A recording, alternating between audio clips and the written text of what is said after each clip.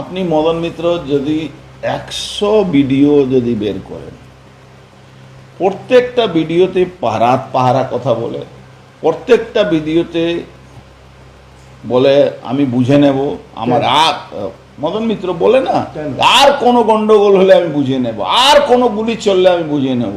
আর যারাই গুলি চলে সব ওরই লোক, যারাই ওখানে লুটপাট করেছে সব ওরই লোক, কিছু মদনের লোক। এখন কিছুদিন আগে আর একটা লোককে মেরেছিল, তো ও সবই মদনের লোক।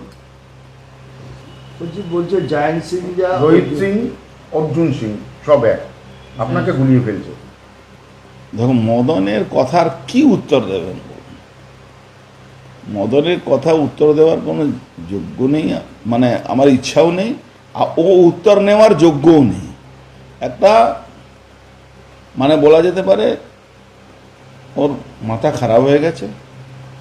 ওকে ও যে অবস্থায় কামারহাটি বেলঘরিয়া মানুষকে যেভাবে মুসলমানদেরকে মানে তোল্লা দিচ্ছে, যেভাবে ওখানে গুন্ডাদেরকে তোল্লা দিচ্ছে, কল্পনার বাইরে।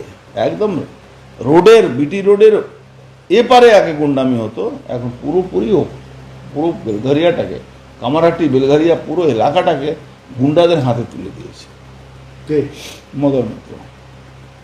আপনার সঙ্গে কি জয়ন্ত সিং, রোহিত সিং এদের সঙ্গে কোনো সম্পর্ক আছে? উনি বলছেন তাহলে তো এখন পর্যন্ত তৃণমূল তো নাচানাচি করতো।